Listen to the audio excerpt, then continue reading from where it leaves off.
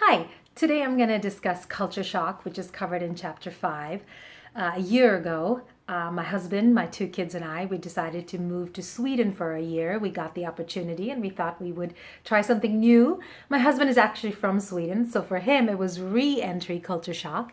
And I wanted to see how I would do. How would I actually go through the process again of living and experiencing a new culture? The first time for me was a long time ago when I moved from India to America. And now I wanted to see how I would do Indian, American culture, and now Swedish culture. And I wanted to track and see how I would do and how my family members would do. So here's my personal example of culture shock.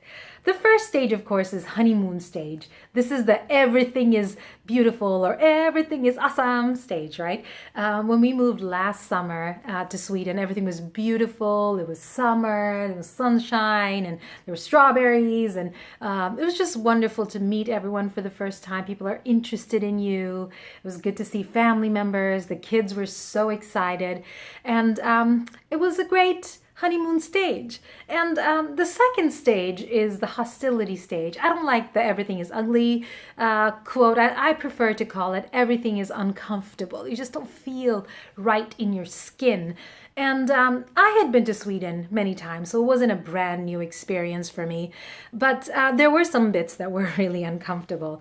And one was this thing that I was confronted with. My little son, he was 5 at that time, and he and I went to Stockholm, downtown Stockholm, and he really needed to go to the bathroom. And there aren't public restrooms in Sweden the way they are in America, at least the way they are in Minnesota.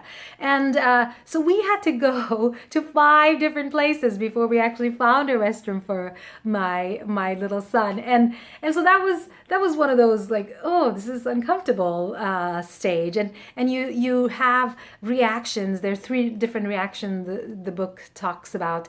The first one is the early returnees. They just can't handle it. It's too much. It's just too uncomfortable for them.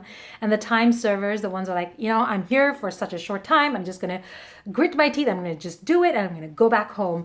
And then there's a third category, the participator category. And this is where I feel I fall in. And I have to fall in that category if I want to be an effective intercultural communicator. And I want to experience a place. And so that's in the hostility stage. And so I had to figure out a way to participate in this culture. And one of the ways to do that is to find humor in things. And one of the things that I found hilarious was how the Swedes always talk about it's warm in the sun. They talk about weather a lot, which is very common with Minnesota, right? Minnesotan culture. And so I would say, oh, it's such a warm day. And they would always respond with, yes, it's warm in the sun. And I started realizing that they would always respond this particular way. It's warm in the sun. And so I noticed that it's such an interesting part of the world geographically that it was actually just warm in the sun. So if the sun wasn't shining on you, it was a little chilly, even in the summertime. So that was kind of a fun thing. And this is your rebounding stage when you find humor in things and humor in people, and you try to figure out a way to participate. And D, which is the in sync stage, and that is everything is okay. I think I can figure this out. I think I can manage it. My kids started finding their places in school, and I figured I think I can make this work. It was interesting to watch my kids and my husband interact in this manner as well. My kids started speaking Swedish much more fluently, and I started realizing that it's gonna be okay. And sometimes after this stage, sometimes you might never get into the stage. Sometimes you might go back and experience the first few stages again and again. And so where am I at now? Now I'm at the ambivalent stage. I have a few more weeks left in Sweden, and I am in that place where part of me wants to stay, part of me wants to go back, and I feel like that camera that's zooming in and zooming out, trying to focus on one particular thing.